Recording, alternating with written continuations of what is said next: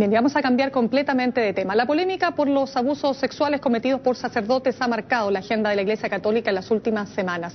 Recordemos que en marzo el Papa Benedicto XVI envió una carta a los fieles de Irlanda, una carta muy dura refiriéndose a los casos ocurridos en ese país. En Chile, el arzobispo de Santiago, cardenal Francisco Javier Errázuriz, admitió la existencia de poquitos casos de pedofilia en el país, diciendo además que la Iglesia va a colaborar en las investigaciones para determinar a los posibles responsables. Para conocer más sobre la posición que tiene nuestra Iglesia Católica, estamos con el sacerdote jesuita y director de la revista Mensaje, Padre Antonio Delfau. Padre, muchas gracias por estar aquí con nosotros. Encantado.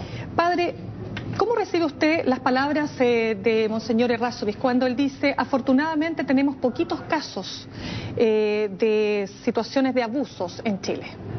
Claro, lo primero que hay que decir que por pocos que sean, nosotros no queremos ningún caso y cada caso es gravísimo y creo que el foco tiene que estar siempre centrado en las víctimas.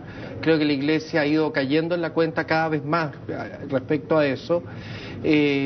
Habría que decir también que estas declaraciones del cardenal Errázuriz están circunscritas a lo que está sucediendo principalmente ahora en Europa.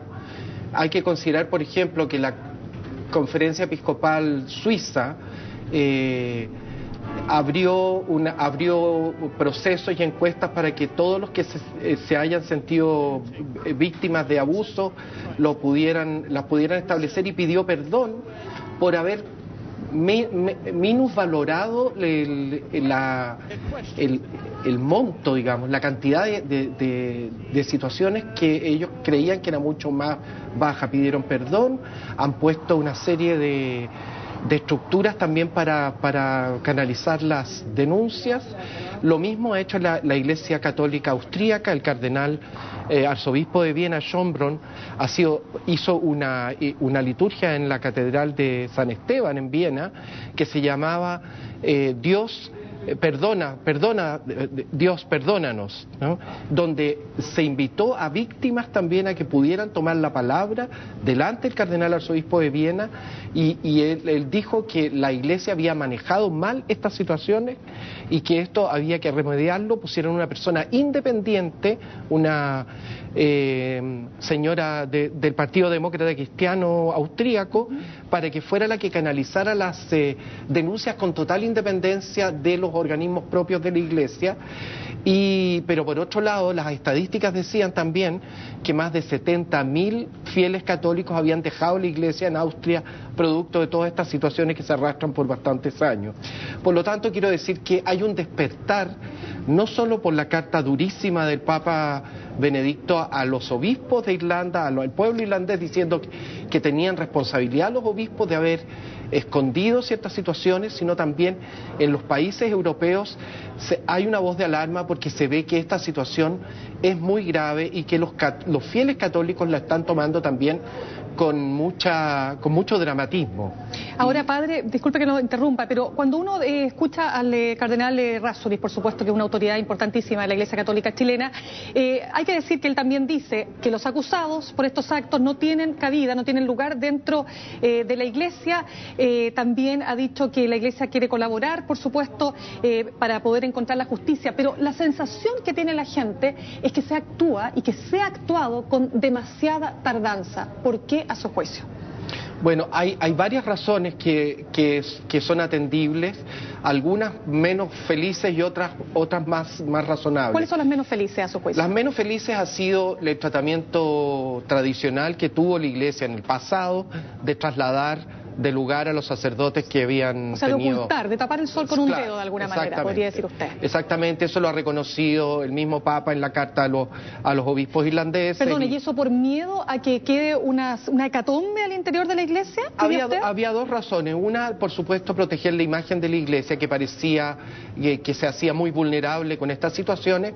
También una cierta ignorancia respecto a la patología que es la pedofilia, porque se creía que algunas personas podían mejorarse de alguna manera. ¿Y usted cree que ese remedio a la larga resultó peor que la enfermedad? Mucho peor, ciertamente. Ahora, en lo personal, ¿por qué cree usted que estos casos se han ido dando? Claro, uno podría decir, tenemos miles y miles de sacerdotes y por lo tanto el porcentaje es pequeño, XX. Es pequeño, pero eso es verdad que es pequeño. Es un agravante el hecho de que sea un sacerdote. Absolutamente. Y por lo mismo le pregunto, ¿por qué se da esto? ¿No hay un tema con la selección de las personas que quieren ingresar, por supuesto, a las filas del sacerdocio, a la Iglesia Católica? ¿Hay algo ahí que está fallando? Hay estudios al respecto.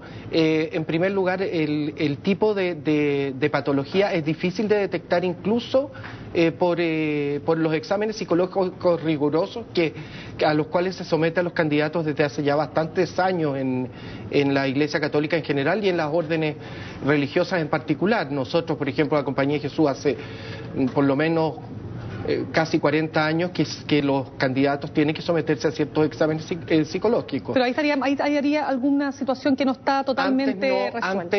Claro. Después, la otra razón que quiero decir yo que es un poquito más atendible es el asunto que las víctimas mismas muchas veces no querían exponerse a lo que significa también reconocer que una persona ha sido abusada. Vivíamos en una sociedad un poquito más castigadora, más cerrada y donde también el reconocer haber sido víctima de abuso se podía prestar para que alguien dijera, bueno, esta persona buscó lo que quería o quiso lo que... Vaya usted...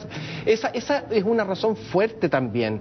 Las víctimas, y esto es lo que ha pasado ahora en Europa, y lo dice la Conferencia Episcopal Suiza, el valor de algunas víctimas ha hecho que otras se atrevan a denunciar. Se atrevan a denunciar actos que pasaron hace 30 y 40 años atrás.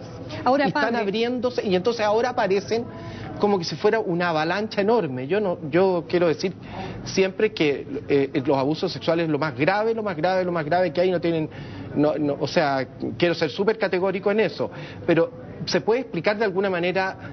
la tardanza, dice usted, en que está investigado. Pero padre, para cerrar, lamentablemente se nos acaba el tiempo. ¿Cómo usted cree que hay cierta responsabilidad en el actual Papa cuando él fue parte de la congregación, mejor dicho, el que dirigía la Congregación para la Doctrina de la Fe?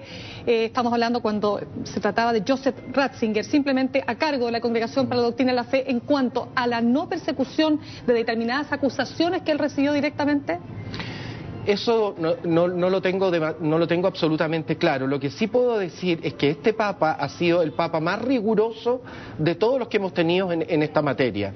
Es decir, es verdad que también había una presión grande de la sociedad civil y de la misma prensa, etcétera. Pero este Papa ha dado más pasos que ninguno en la historia para detener este asunto de los abusos sexuales. Y por cierto que Juan Pablo II, diría usted. Y mucho más que Juan Pablo, más atrevido, más arriesgado. Por supuesto que sí. Y de hecho, sí, Juan Pablo II lamentablemente cometió el error de ser demasiado cercano al padre Maciel. Eso es un hecho que nadie lo puede revertir. Yo creo que en parte porque ideológicamente se sentía más cercano a esas posiciones de iglesia más conservadora. Se equivocó entonces. Y yo creo que se equivocó porque... Juan Pablo II. Exactamente, sí.